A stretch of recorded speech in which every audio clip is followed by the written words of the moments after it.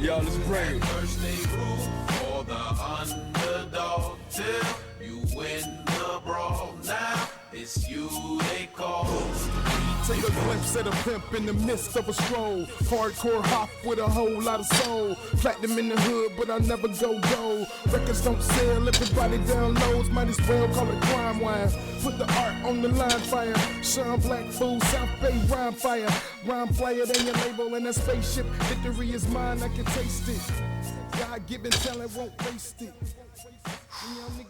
So I started off the workout same way I did last leg workout, which if you guys didn't see it, I'll put the link to the video at the end of this video so you can check out the entire workout from start to finish, how many reps, how many sets. So I started off with squats, then I went to a reverse lunge, which I don't actually alternate back and forth because it hurts my knees. Then we went to the alley across the street. We did our walking lunges, and now wrapping up here with regular deadlifts.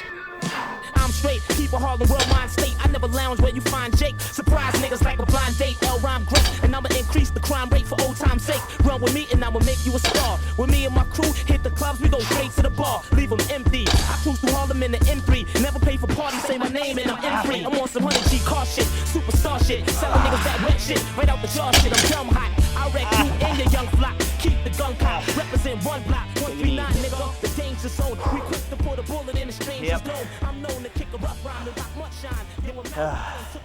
So there's three primary types of deadlift. There's a regular deadlift, some people call it an American deadlift. There's a Romanian deadlift and a stiff-legged deadlift. Now I hear a lot of people get confused between the three, and even between a stiff-legged deadlift and a Romanian lift, a lot of people confuse them for being the exact same thing. So let me grab a regular bar here, one with no weight on it. So I just happen to have an easy curl bar, so obviously we're not doing stiff-legged deadlifts or regular deadlifts with an easy curl bar, but makes for good demonstration. So let's start with the regular American deadlift. Now, the biggest difference right off the bat is we are starting and finishing from the ground. So we're going all the way down. So if you look right here, look at the angle in my knee. That means as we press back up, we're using quads to push back up. So our hamstrings and our glutes are pulling and our quads are pushing. So that's one of the biggest differences right here, is we're engaging our quads by going deep down into this squat. So what's the difference between a regular deadlift versus a Romanian deadlift? Well, the way I like to think of it, it's a really simple difference, and it's the exact same movement except you're stopping short. Butt goes backwards, slight bend in the knees, and you're stopping right when you get past your knees. You still feel tension in your hamstrings, so it's not bending as much as you would in a deadlift, just a slight bend. So you feel tension in your hamstrings, a little bit of a stretch, and then you're coming back up. So now a stiff-legged deadlift, what that looks like is just like the name implies, your legs are gonna stay straight, no bend in them. The butt's not really gonna go backwards. What's gonna happen is you're gonna come out here. Now a lot of people go all the way to the ground. Now look at my back. See how my back is rounded? So here I'm using a lot of my spinal erectors to go ahead and straighten my back. So that's the biggest difference right off the bat, is in a Romanian deadlift, our back is straight. So we're only using our spinal erectors isometrically to stabilize our torso. In a stiff-legged deadlift, you're going ahead and you're using them to extend your back up. So there's spinal extenders or extensors. Now there is a variation of the stiff-legged deadlift, and I think this is why there's confusion between it and a Romanian deadlift, and that's because it looks like this. Legs still straight, but instead of the bar coming out here and rounding the back, they keep their back straight, and instead of the bar being out, they're keeping it close to their body, just like this. So, to the untrained eye, it looks almost the same. Let me compare them. So here's that stiff-legged deadlift with the bar close to the legs versus a Romanian deadlift with the butt backwards, slight bend in the knees. So that's the difference between the two. So there's a couple variations. There's your regular American deadlift, where you're gonna work your quads, hamstrings, glutes, and isometrically work your lower back, versus a Romanian deadlift, where you're not gonna really work much of your quads, focusing more on your hamstrings and your glutes, isometrically working on your low back, and a stiff-legged deadlift, where you're targeting your hamstrings, your glutes, and you're going ahead and you're working those spinal extensors in your back, so working your low back. So that's the biggest difference between all of them. Hopefully that clears up all the misconceptions about deadlift.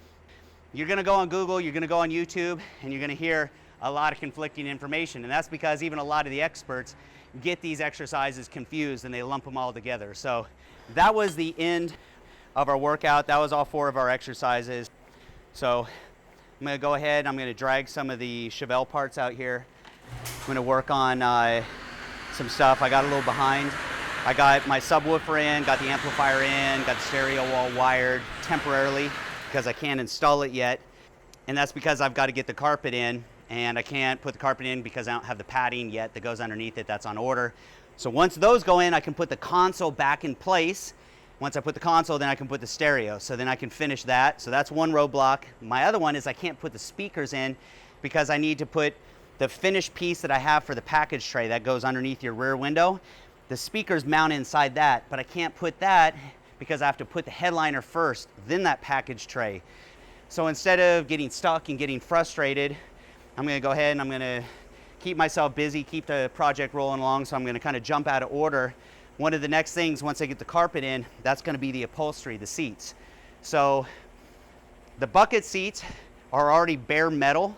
So those are ready to go, ready to get the get covered, get the foam, get the upholstery. But the back seat is the original back seat from 1967. It's old, it looks like a rat's nest in there. So I've got to strip off the old stuff first, get rid of all that, get rid of the upholstery, get rid of all the padding. I have a feeling this is potentially going to be messy, so make cleanup easier here. So they don't look too bad here. Tell you, look at that nasty mess. I think this burlap here is from 1967. Funky, and look at all this nasty stuff. So if you look close here, these are called hog wires. And so to get them off, don't try to cut them. You just twist them, and it'll twist them right out. I think the biggest thing, my best advice, is don't get overwhelmed by the entire project. I say it all the time. It's just like anything else in life. You do it in steps. You just focus on one step at a time, one bolt at a time. It's just like working out. I don't think about my end goal only for the sake of setting a direction, but when I'm in my workout, I don't even think set to set. I think rep to rep. From one rep to the next rep. That's all I think about. And it's the same thing with a project like this. You know, you can't look at the whole car all torn apart. It'll just stress you out. Right now, I'm just thinking hog wire by hog wire. Let me get this thing undone and just take it in steps. So this is where that patience comes in. It'd also be good if we had some light too. There might be animals in there. So this is why we put plastic down, because that's nasty. It's worth it just to take that extra 2 seconds, plan ahead, and that's a wrap. Literally done. My goal is, like I said, 4 weeks, get it on the road, start driving it for a little bit, because I'm looking at doing a trip here probably about the 3rd week of September. So I want to drive it for a good couple weeks, make sure that everything's perfect before I try to take this thing out on a long trip and have it break down. So that's it. So I was gonna say wash my hands, but I just need to take a shower.